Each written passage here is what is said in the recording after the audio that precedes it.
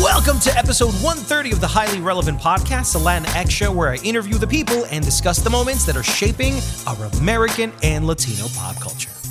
I have a great show for you guys this week, and it's my two guests. First, I got Colombian actress Natalia Reyes, who is the lead of the new Terminator Dark Fate sequel. Remember, all those other Terminator movies? Well, forget them. This is the one right after Judgment Day. And this Latina Colombian who now lives in Cartagena is the star of this film. I got a chance to talk to her. And it's interesting. She told me that she thought she was auditioning for the maid's role in this movie. And of course, little did she know she was going to become the lead star of an iconic franchise now. Then I talked to Columbia University professor, author, and Latinx authority Ed Morales. It's about his new book, Latinx, the New Force in American Politics and Culture. And we discuss why America has embraced this new Latinx boom. But before I talk to Natalia and Ed, it's time I give you my weekly pop culture news recap in a segment I like to call Jacked In.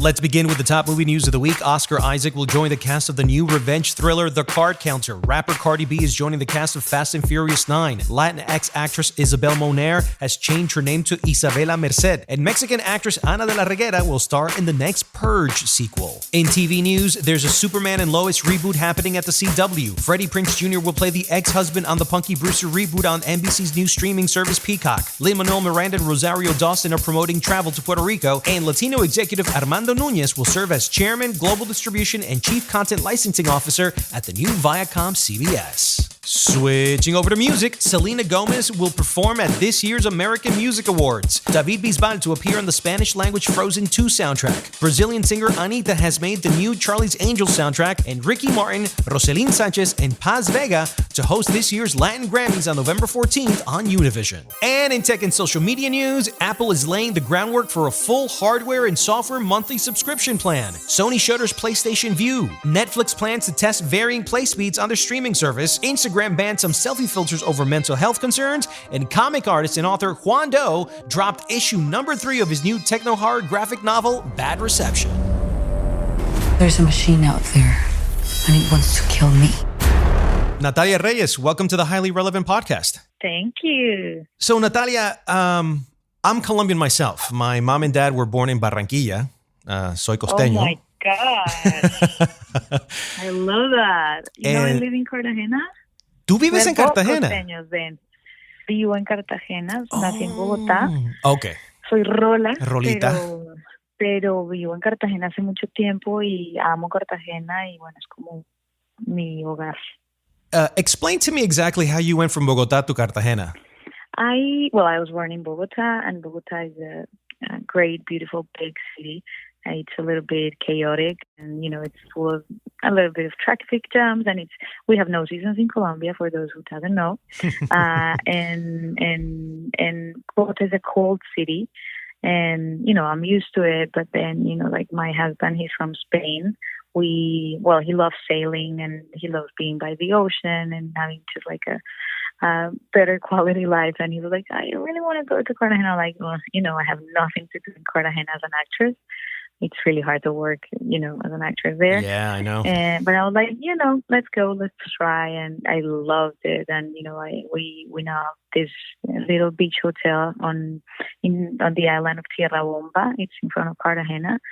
So we did the hotel, and I just loved that, you know, being there, it's like a little zoo we just have so many animals there from the island, and I love it. I just, you know, I became a costeña myself. Awesome. And yes, and I love Cartagena. I love the story. I love the people, the food. And now it's really hard for me to go back to Bogotá. Like I said, like, go. Yeah. Well, Natalia, first of all, congratulations. This is Terminator Dark Fate is your American debut film. And one of the things as a Latino or Latinx film critic here in the United States, what stood out to me more than anything else was the fact that if you had asked James Cameron to do a Latinx Terminator movie, this is what it would look like. To me, this is a Latinx film. It just happens to be a Terminator film, which is... it rips my brain apart because this is something you don't see quite often. This is uncommon. It's not, if you look at the statistics and the studies of how many Hispanic actors are out of work or unemployed, the fact that there's barely, outside of the Mexican directors, there's barely any Hispanic voices in the directing chair, as cinematographers, and especially as actors. Because we have actors in Hollywood. We just don't have lead actors in Hollywood. And I've spoken to Robert Rodriguez, who works closely with James Cameron, about, is it the responsibility of Hispanic directors to create Hispanic movie stars? Because who is our Hispanic Latinx movie star? We don't really have one. And the question is why? So to see you here, and I'll be honest with you, I understand Linda Hamilton is here. I understand Mackenzie Davis is here. But there was a moment in the movie where you were talking to Arnold, Linda, and Mackenzie, and you were the lead star. The movie went through you. So the way I see it, you are the lead of Terminator Dark Fate. You are the movie star we've been looking for. I could be incorrect in that, but that's the way it looked to me optically. I wanted to kind of get your frame of mind of, how did you kind of wrap your head around the fact that your first American debut Hollywood film is at this stage and at this level? Was it easy for you to wrap your head around that, or did you go through like a nervous breakdown before you hit the stage? All of them. I think, well, that's a great analysis you just did. But it is absolutely right. I think there's this recent study about like Latino representation in Hollywood and the entertainment industry, and it was like 2%. You know, the presentation of Latinx characters in Hollywood movies or in the entertainment industry in general is like 2%. But Latinx community is, I think, consuming and actually going to the movies and paying 33% of the box office is, paid by Latinos. So, it makes no sense that we're actually going to the movies and getting to see these stories, but we are not feeling represented there. And when we do have a presentation of that 2%, it is a representation of characters that are just like you said, like they're all drug dealers or prostitutes or illegal immigrants, or, like it has always something related to something illegal or, like not great. So we don't even feel well represented with that small representation. This was actually shocking for me. I was saying this when we were at this Latitude event in San Diego, that I was like, when I got this, when they told me, like, can you just send this tape to a big Hollywood movie? I didn't know which movie it was, and I didn't know how important the character was. You had no idea? No, they all keep they keep it really secret. Like the whole information is script. They just don't. They give you like a generic scene, so you audition, and they don't give much information about the project. And it was like, I'm a Latina. I'm auditioning for this big Hollywood movie, and for sure I'm going to be maid number 14. And it's going to be a small. Is that what you? Is that what you thought? Absolutely, what I thought, and it's also in our minds. So that's what is really crazy about it. Like we also have that in our minds, and that's how deep it is, that thought. Can you talk a little bit more about that, if you don't mind? Because I think it's very key for a lot of Hispanics who feel like second-class citizens. That sometimes we don't think we deserve it. Like we are not able, or we are not capable, or we are not, like, it was like, like I've been acting for a while. I feel confident as an actress. I love what I do. I think, I've prepared myself enough to, be able to perform or to play any character. But it's like, that doesn't happen. It's not in my mind. Like, you're not going to be a Hollywood star. You're not going to be the main role in a Hollywood movie. That doesn't happen. That's it. So that was in my mind, and I'm sure it's gonna be like The Maid, or I'm going to die in the second scene, because that's what Latinos do in films. We just die. We're just used to it. We're conditioned. Yeah. So we're kind of conditioned to that. But and then when I actually, like I came to LA, I went to this callback. I did it with Linda Hamilton. I was like, Linda Hamilton is auditioning with the maid, so she needs to be an important maid. Like that's like the main maid. Like You were trying to rationalize what was going on, right? Yeah, like that doesn't really make sense. And then when I finally got to read the script, I was like, oh my God, like I was reading the script and I was in every single scene. I was not dying in the second scene, and I was not a drug dealer, and I was not a prostitute, and I was not, crossing. I do cross the border, but I was like, I'm not. I was not an immigrant looking for, like work in the States. I was like, this is amazing. This movie is actually relevant and it's important. And I think it's great that James Cameron, he's always been a visionary, and he's always been open. And Sarah Connor was the first, female action hero of all times. And, he's always been great about that. But this is huge. This is making a Latina the main character of a Hollywood movie and being the hero. So, I think this is just showing the change and that we also need to change in our minds that, that setup of, not being capable or like just. Talk to me psychologically about that moment that ruptured between me being less than and me being equal to. When did that moment come for you on set?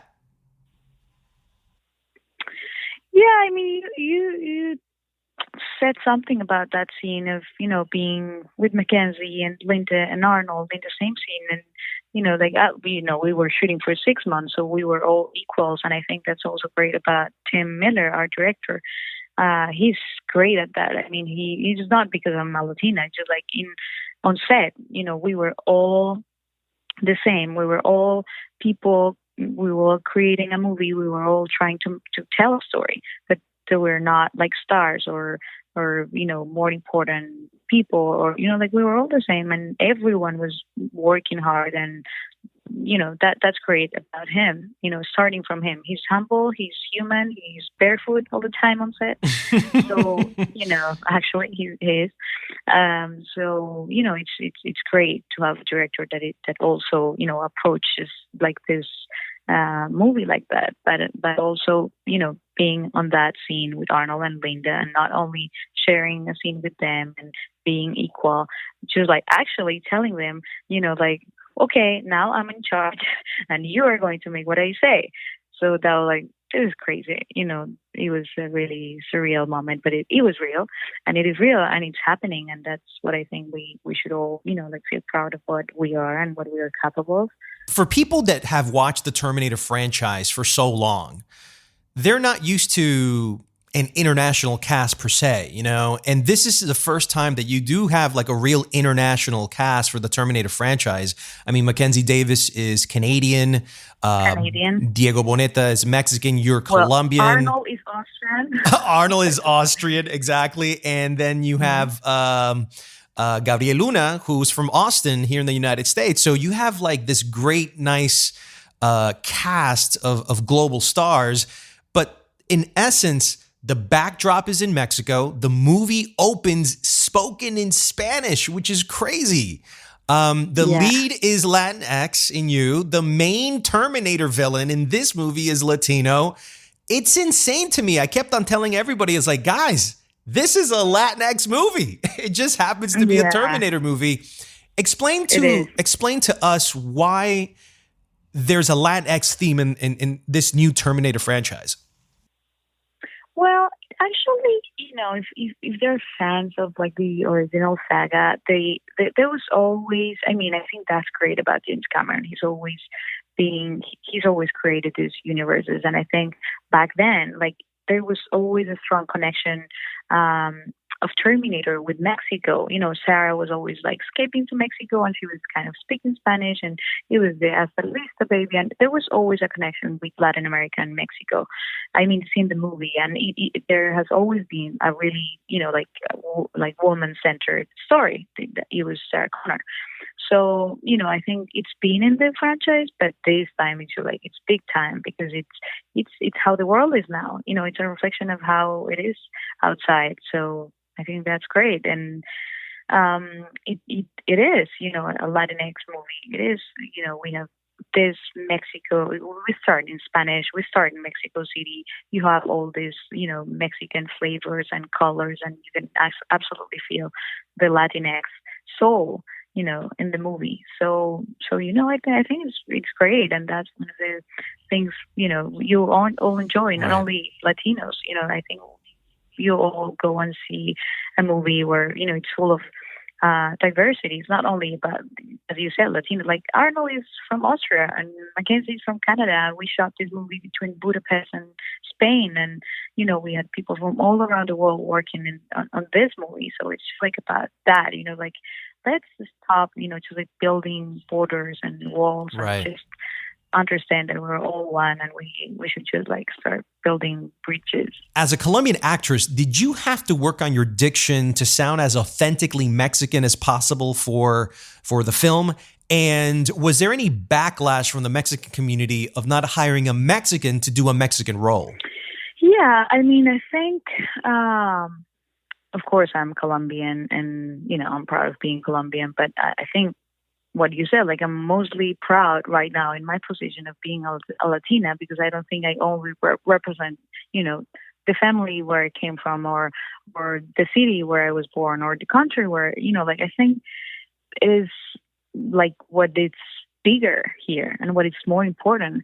It's, like that Latino representation. I do feel like Mexico is my second home. Like I love Mexico, and Mexico is absolutely important in my life. I have so many friends. I've lived there. I've worked in Mexico. I have so many Mexican friends in Colombia. I'm working in Colombia. I think I haven't really felt that at all, until now. Like I think I've worked in Mexico, and they know, my work there. And I think there's no competition, and it would be, for me, actually silly to, start that debate when when we are all fighting for the same reason. Like we all want Latino representation, and why, like for example, like why they chose me. Like it was a really intense, long process, and they were looking for this a specific character, and they found it in me, and I was proud, and I think that's my challenge as an actress. Like I just did this movie, Birds of Passage, when I was portraying this indigenous woman from the Wayu community, and that's my job. Like I went to La Guajira in Colombia. I went to learn Wayu Naiki. I spoke Wayu Naiki, and I did my best to, like being respectful with the community. So that's exactly what you do as an actor when you're a serious actor. You prepare yourself, and I have so many friends. I mean, I've lived in Mexico for long, and we all, like as an actor, if you want to work along Latin America, you always have to work on your accent, because if you're from Mexico, it's different from being from Colombia or from Medellin, or being a costeño, or being an Argentinian. I think it's part of our jobs, and I of course did my best, and I had a coach, but like it was not hard for me because I've lived there and I've worked there, and I've worked in my accent, and I do feel proud, of portraying a Mexican, and I don't feel, I'm stealing anything from anyone. I think we're all united on this. Well, Natalia Reyes, thank you so much for being on the Highly Relevant podcast. Wish you the best of luck. If this is the way to come into Hollywood, I can only imagine what the future holds for you. So, Viva Colombia. Congratulations on Terminator Dark Fate, and I wish you the best of luck in your career. Thank you. Bye.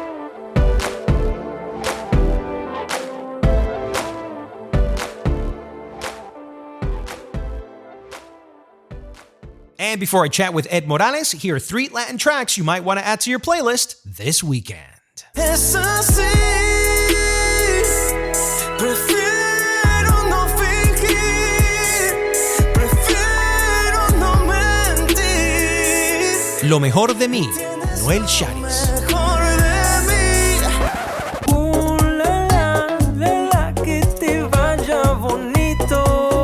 Bonito, Marco Mares, Greta. De tanto pensar, ya no me creo tus cuentos.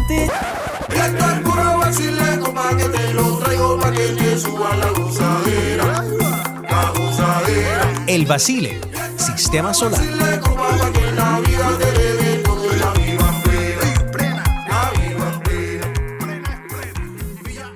I'd like to welcome to the show now Ed Morales. He is an author, journalist, filmmaker, poet, and probably the ultimate authority in Latinx at the moment. He's a teacher at Columbia University. He's also the author of many books about the Latinx experience, including The Latin Beat, Living in Spanglish, Latinx, The New Force in American Politics and Culture, and Fantasy Island, Colonialism, Exploitation, and the Betrayal of Puerto Rico, which was recently published. He has written for The Village Voice, Nation, New York Times, Rolling Stone, and other publications, and is a regular commentator on NPR. I welcome to the Highly Relevant Podcast, Ed Morales. How are you, man? Oh, thank you for having me, Jack. First of all, it's a pleasure to speak with you. And before we talk a little bit of Latinx and pop culture, I wanted to tell you a story of how you came into my social consciousness. I was reading the New York Times about a review of your book, Latinx. Right. And when I was reading it, it happens to be a review from none other than a current presidential candidate in Julian Castro, who happens to be Latinx. Right. So it automatically caught my attention because a presidential candidate doing a review of a book on the New York Times, that's interesting. So I read it and I was like, I need to know more about Ed Morales. So I started researching and caught several podcast interviews that you've done. And what stood out to me was the academic approach you had to talking about this subject matter. Tell me about why you wanted to get into writing about Latinx in your life. You know, the book is really based on this seminar that I teach at Colombia about basically the history and culture of U.S. Latinos. And my approach has always been about how Latinos or Latinx people have a varied racial identity.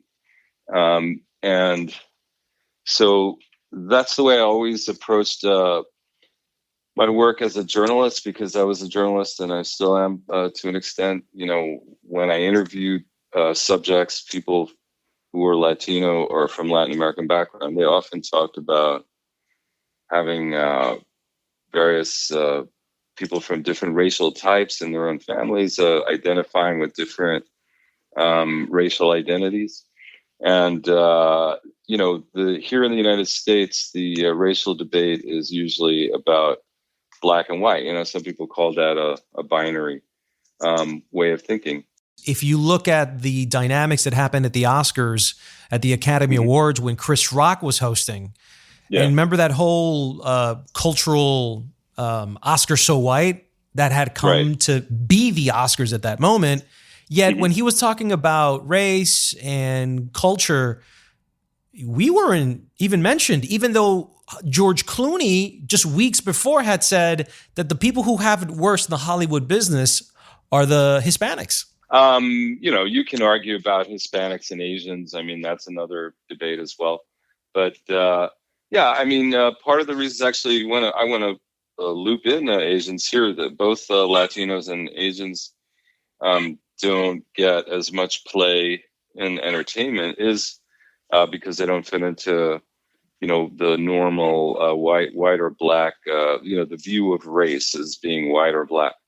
So, you know, having these varied identities allows Latinos to, you know, participate in society in different ways to an extent, have an integrated cultural experience with different kinds of identities and not be tied to this way of viewing the world.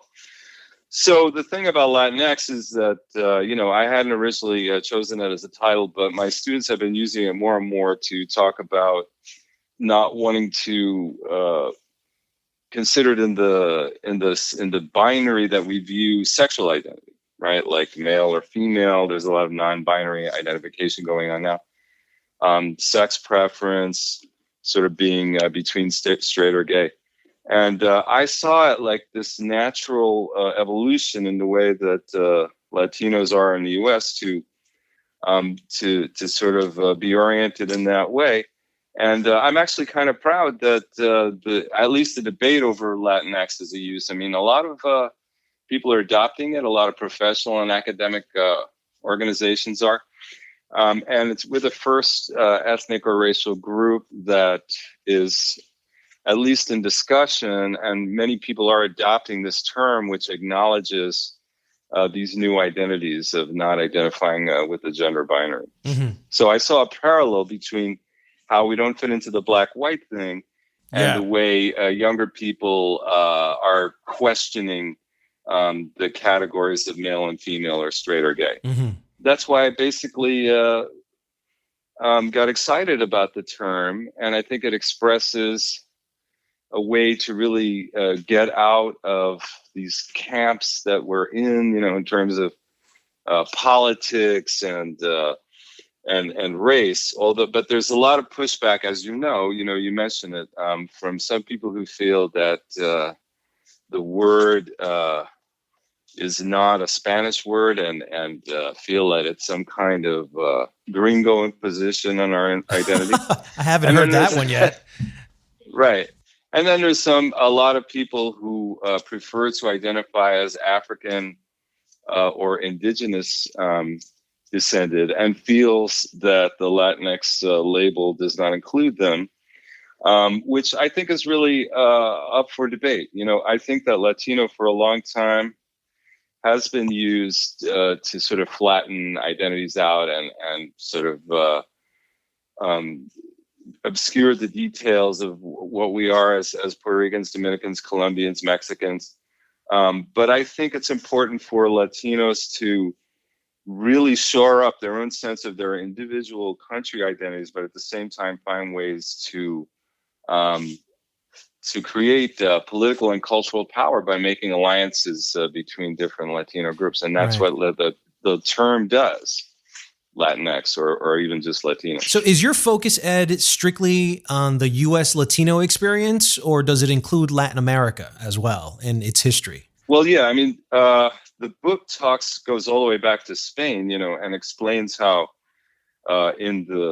between 700 and 1500, Spain was a place where the three major religions were all coexisting, Christianity, Judaism, and Islam. And that kind of three-sided model of different constituencies was transferred to Latin America when the Spanish, who had then thrown out all of the Jews and the Muslims from Spain, went into Latin America, and then they encountered two new groups and sort of arranged them in the same triangular model. But, unfortunately, that was a hierarchical model in which the Spanish were dominant. In Spain, the Christians became dominant.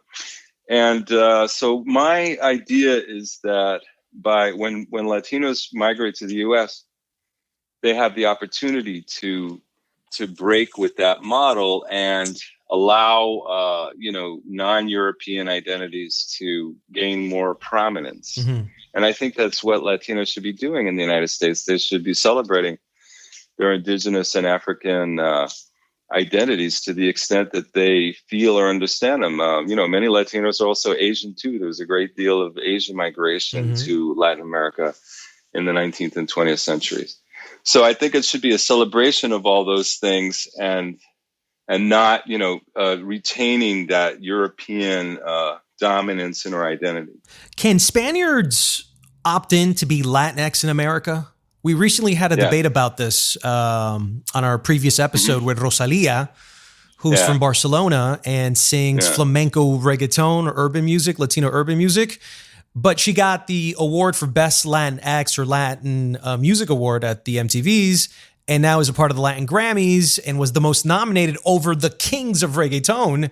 And so I think that that kind of brushed some artists the wrong way.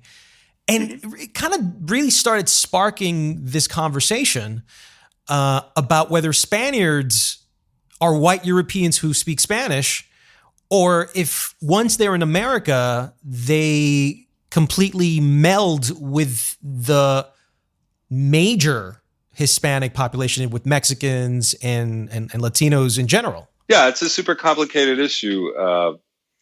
I think it really depends on the individual and what they really try to do themselves in terms of relating to Latino identity.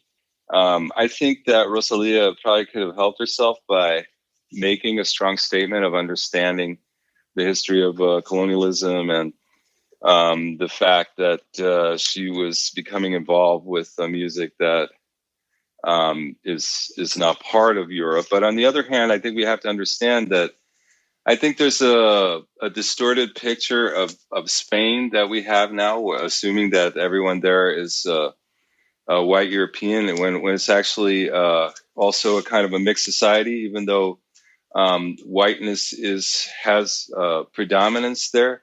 But there are many people, especially in the south of Spain, that come from that mix of Spaniards and Moors, and also many as a large Gitano population, the Romani people. And actually, it's that Gitano culture which is the one that developed flamenco that Rosalia is such a master of. Yeah. And I actually have read some academic articles that suggest that there was African presence in Spain in the 16th and through the 18th centuries, where a lot of Spaniard, they shipped the slaves through Sevilla, and some of those people stayed in places like Andalusia, and they had an influence on the development of flamenco music. So is African flamenco music, or is flamenco music African?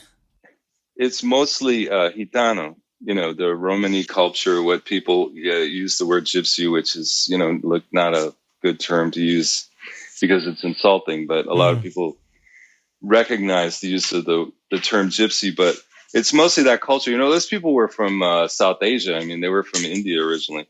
But it's mostly that culture. But there was, according to these historians, some interaction between the African people that were in Spain centuries ago. That also there were these dances that developed in Spain, like the sarabanda, which were precursors to the kind of music and dancing that you see developing in Cuba in the 18th and 19th century.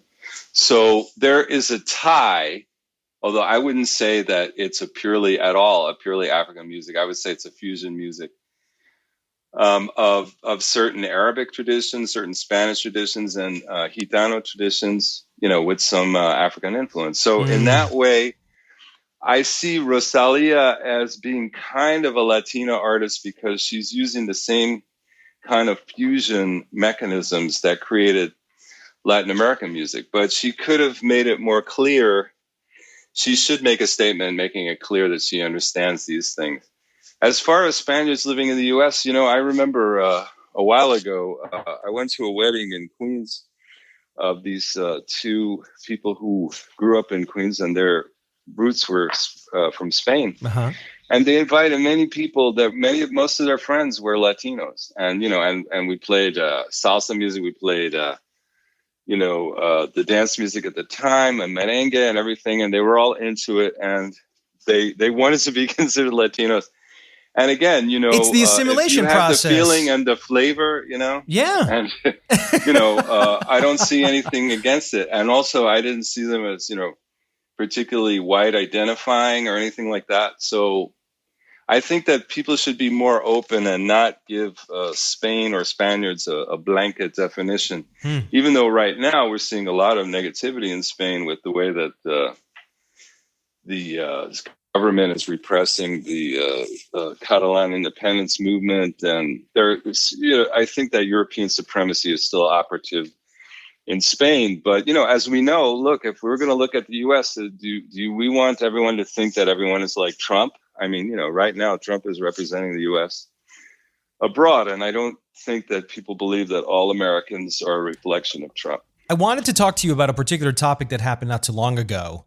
Gina Rodriguez recently said the N-word and received backlash on social media from the African-American community, saying that she was not allowed to say the N-word.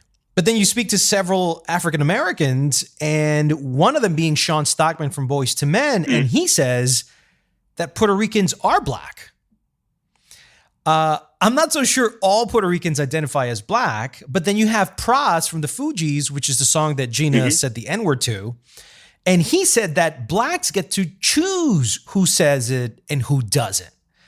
So that brought me a little confusion, and I wanted to ask you, can Latinx with a black background, can they say the N-word? Yeah, that's a great question. I think that, what we're talking about here is, well, first of all, Gina Rodriguez had sparked controversy in the past because she complained that Hispanic or Latina actresses did not get paid as much as African-American actresses. And I think that is going down the wrong road, because I don't think we should be getting into arguments about who is suffering more, because that's just a divisive tool. I think that people should find ways to not backstab at other people of color groups, and try to think of solidarity. So I think that left her open to a lot of criticism. As far as like when people say it, yes, I agree with you that a lot of people, if you go on the street, I mean, I can still see Latino kids on the street, using the word, talking to amongst themselves, talking to other black people. And I think that basically it's the code of the street, It's the code of the street. Exactly. Yeah. That's it. If you are on the block and people know you, yeah. It's when you're not a part of the street, right? It's when you're not a part of the street, and maybe you become a celebrity like Gina. And I felt that she's like, street code says I can say this. That's possible. Maybe you know her better than I do, and I don't really want to judge her, but I do think that she left herself open for criticism with those previous comments. And also, I think that right now, I do think that there's a difference between what you say on the street and what you're saying in public, and the position that you have. And I think people should be careful with it, because it is a word that is extremely controversial, and in many ways, Latinx people did not share the experience most of the time of slavery and Jim Crow, which is where that word comes out of, the response to that in the long run. And I think that that's part of the whole thing that has to be negotiated between Latinx people and African Americans, of not having gone through exactly the same experience, even though many Latinx people may be Afro-Latinx and are descended from slaves from Latin America. But it's a different story. It's always a different story, and it's a very painful story. And that's why people have to be careful about it. I wanted to ask you about this current trend where America has become completely aware of the Spanish language when it comes to music. So the American mainstream right now is embracing reggaeton in a way that I have never seen it with Latin artists. And a lot of these Latin artists, their whole mission, almost their whole mantra was, let's not sing in English, let's just sing in Spanish, be ourselves. And if we do this for the long term, we will eventually, break that glass and be able to be part of the American mainstream singing in Spanish. Now, we've seen a lot of this. Despacito was definitely a gateway into that, even though I feel that a lot of its success, the record-breaking success, was the mixture of Justin Bieber singing in English as well with the Spanish. Sure. It's like no Spanish language tune sung strictly in Spanish has been number one for 17 weeks in the Billboard chart. So can we sustain Spanish language entertainment in the mainstream, or do you think this is a fad? One of the classes I teach at Columbia is called Latin Music and Identity, and we talk a lot about these different stages that Latin music had. If you go back 50 years, I know it's a long time or more, you had the mambo music was very popular, and it was mainstream because mainstream Americans were much more into dancing. And they really got into the Latin dances, which, were an evolution from those other dances they did to jazz music way back in the 40s and 50s. So the music was really accepted at that time, even though the lyrics were in Spanish.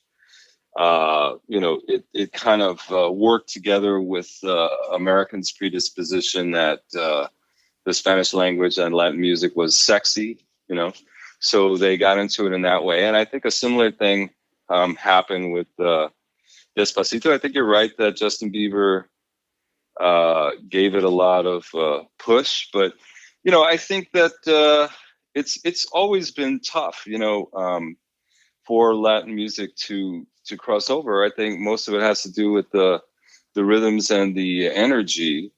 But I think there's always a potential for people to pick up certain phrases, to be able to sing along with certain choruses, to understand certain songs, like, say, Gasolina was something that really broke through for... But Ed, don't you think that this is more about the gatekeepers who are willing to allow Spanish language to be in vogue?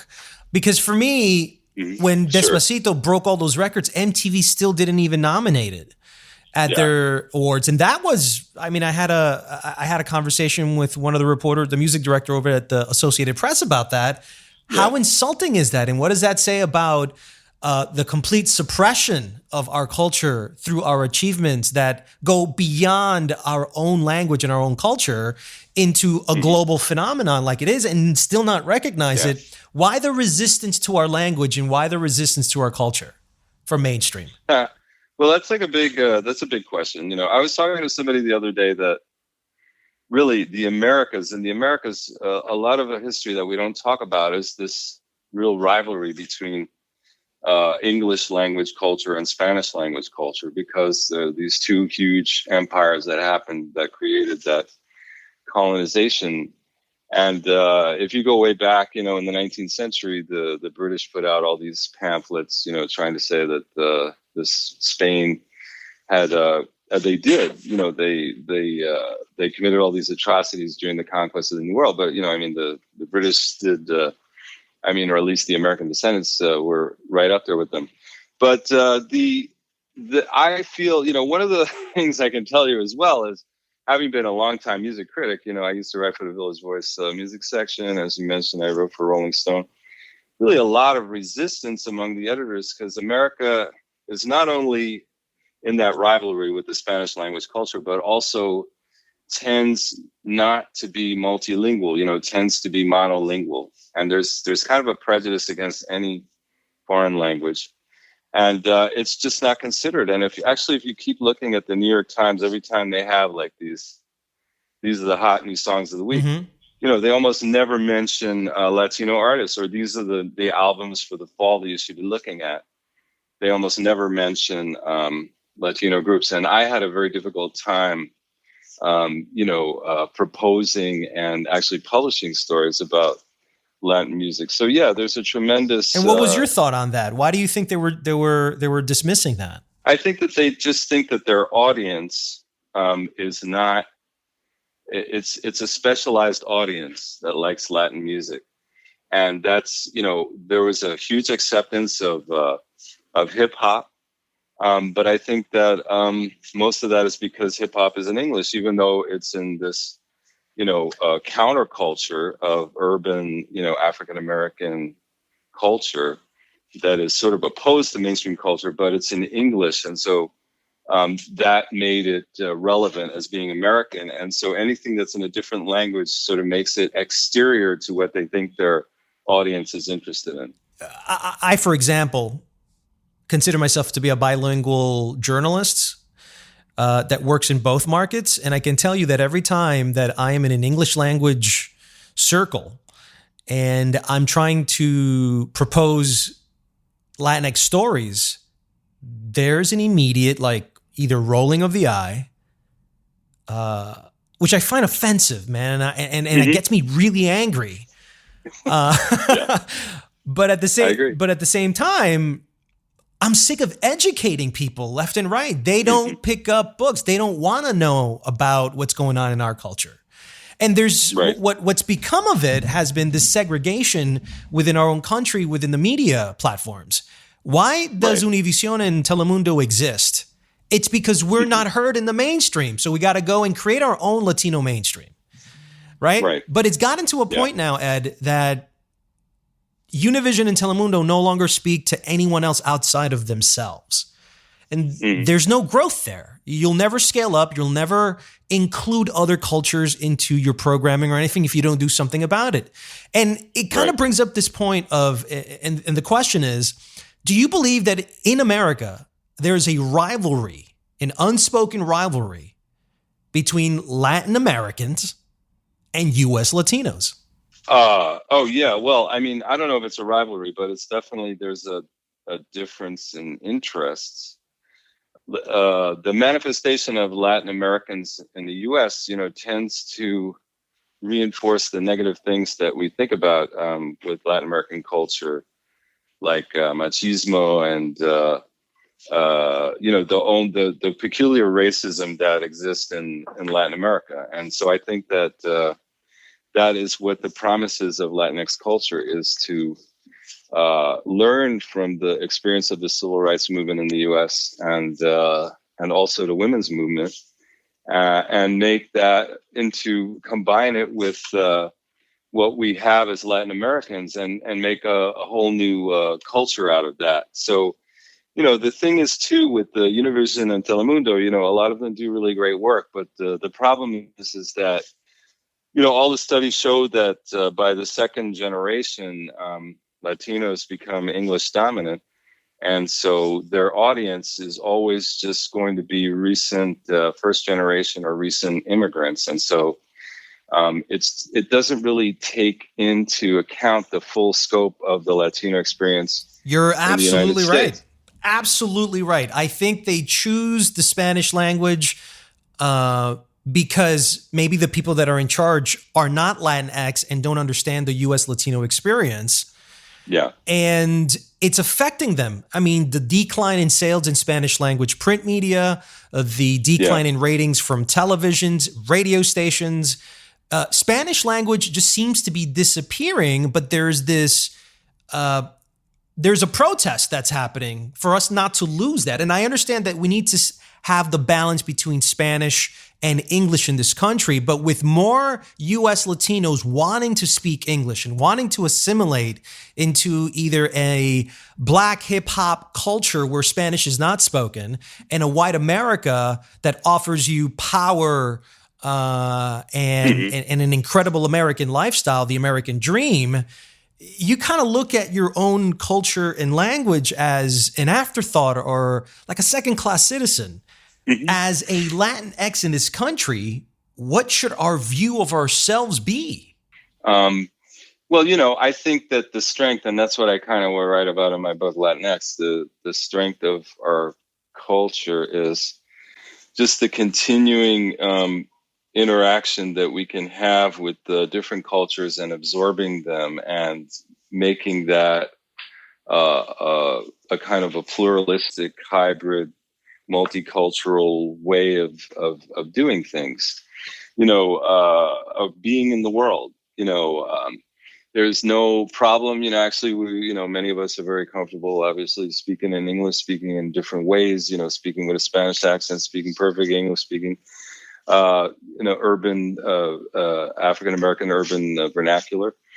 So all of those things should be fine, and I think that it reflects the best of what's happening in the United States is a lot of different cultures coming together. I think that it's important to try to make an attempt to retain the Spanish language and to be bilingual, because it's not just about a loyalty to the Spanish language or the culture, but to continually challenge yourself to think through things in different perspectives. Mm. Because, they did, in my book, I talk about how in the New York Times, they did a study about bilingual children, and what they were doing is they were constantly translating, and and by doing that, they were constantly putting themselves in different positions. And I think it creates like a more vibrant, active culture that allows you to interact with more different kinds of people and not be stuck on one side or another. You have a new book that came out in September called Fantasy Island: Colonialism, Exploitation, and the Betrayal of Puerto Rico.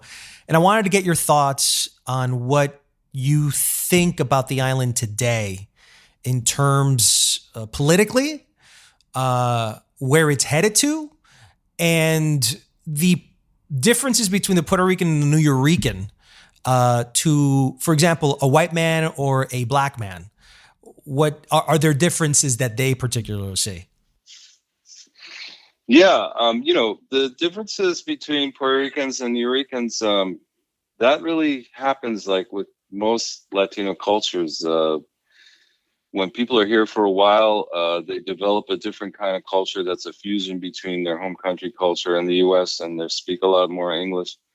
And then when they go back to their home country, in Fantasy Island, I talk mostly about Puerto Rico.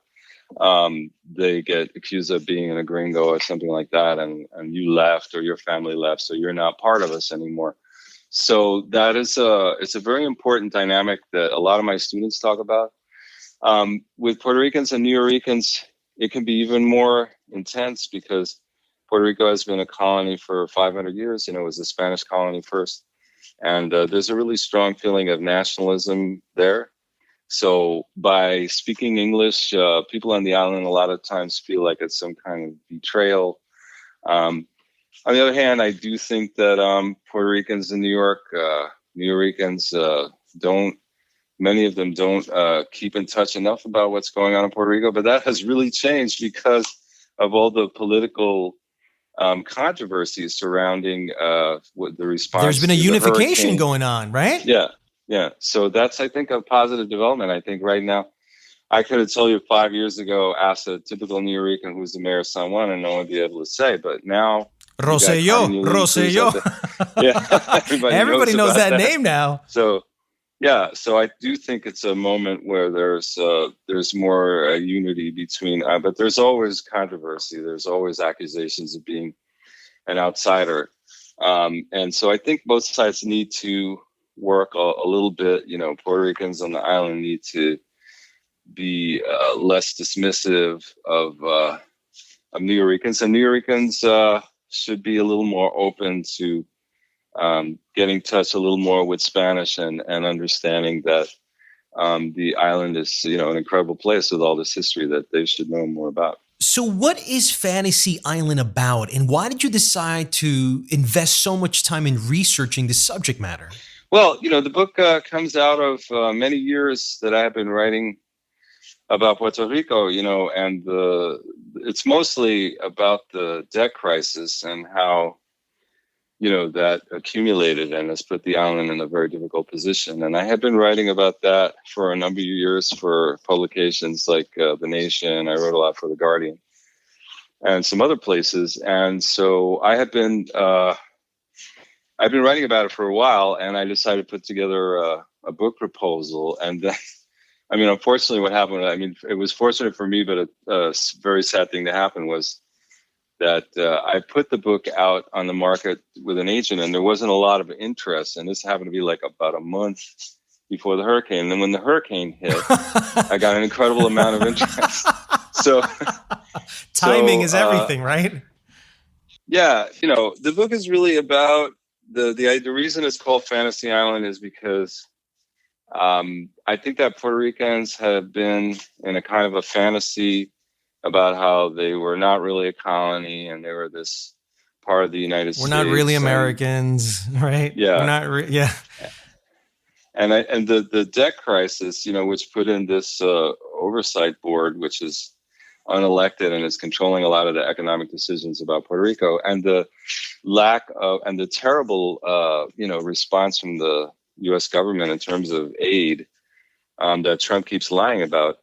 has broken this fantasy and caused Puerto Ricans to wake up out of this fantasy dream and realize that we're really strongly discriminated against. We're in a very precarious economic situation, and we have to create a new kind of politics. And that's essentially what happened with the movement in the summer, where they removed Ricky Rosselló. Yeah, they reached the tipping point. Yeah, I like to talk about that as it's a new kind of nationalism. The nationalism of the past had become kind of out of date. The Nationalist Party, not many people remember Pedro Albizu Campos. A lot of the leaders from the 60s and 70s were not as relevant as they used to be. And so I think the participation of the women and the LGBTQ groups and the new stars, like people like Bad Bunny and Residente and, old friend Ricky Martin, kind of was really important in creating this new kind of national pride that, was more inclusive of different parts of the community and appeal to young people, and it's that whole millennial thing of not having economic security that has made millennials more politically active. What is it that you want readers to take away from Fantasy Island? Well, I want them to take away, that there's a long, deep history that, the U.S. has really been involved in shaping our fate. My own family came to New York as a result of these economic restructuring plans that happened in Puerto Rico in the 1940s and 50s. We're all connected to that history. Most of it has been, exploitative. I do have some things about the U.S. presence in Puerto Rico that had some positive results, like allowing people to unionize and allowing people to be influenced by the civil rights and the women's movements. But that we should understand that, that there's a lot of work to do, and that we have, there's been a lot of the history that has been hidden from us because they don't teach it in schools and they don't put it in the newspapers. This whole debt crisis, you could only read about it in the Wall Street Journal and Bloomberg News, and it was all written entirely from the point of view of the bond investors, and it didn't really talk about what the effect would be on the people of Puerto Rico. So there's very few real serious books out there about Puerto Rico. So actually, I'm really happy that I had the opportunity to do it, and it's been translated into Spanish, and I'm actually going to San Juan in mid-November with the Spanish language version and doing a few events around that. Your book, Latinx, The New Force in American Politics and Culture, has been shortlisted for a prize by the British Academy. And you're heading out there to London next week. Tell me about how you feel about that and the importance about our this new American created term, finding the Brits' interest in there. Well, I was very unhappy and surprised that I was shortlisted for this prize. It's a prize for global cultural understanding. And I think that they were interested in the book as something that gave more understanding about what a different kind of identity that's based on different ideas about race, how that affected a huge group of people, all of us Latinx people in the United States, and to an extent the culture that we come from, the cultures of Latin America, and how that kind of had roots in what happened in Spain going all the way back to the 14th and 15th centuries, and how Spain interacted with the rest of the world, most notably North Africa and the Middle East, and how that had to do with the world history. So I think that's one of the reasons why European Academy was interested in it. I'm really, there's a book about China. There's a book about the history of teaching philosophy in the world. There's another author, Kwame Anthony Appiah, who has a column in the New York Times, who writes also about, different kinds of multiple identities. So I was really excited to be nominated with that. It's like really prestigious to go to Europe, and be nominated. And we're going to be on this panel when they present the prize that night, in which we're going to have this discussion. And so like I don't really see myself as, one of these fancy academic types. I just got involved with it for a while. I think it's part of my own identity being, mixed as well. I've been a poet, I've been a filmmaker, I play basketball, I'm just a regular guy from New York City. Yeah, you're a New Yorker. I'm super happy about it. I just hope it brings more attention, and I hope that somebody decides to publish Latinx into Spanish as a result of it. You can read Ed Morales' books, Latinx, The New Force in American Politics and Culture, as well as his most recent project, Fantasy Island, Colonialism, Exploitation, and the Betrayal of Puerto Rico. Ed Morales, thank you so much for being on the show. Thanks again for having me on your podcast. And that's it for episode 130 of the Highly Relevant Podcast. I want to thank Natalia Reyes and Ed Morales for dropping by. And if you'd like to support this podcast, please spread the love on social media and tell all your friends about it.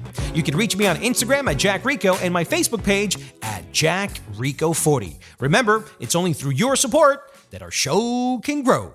I'm Jack Rico. See you next week on another episode of Highly Relevant.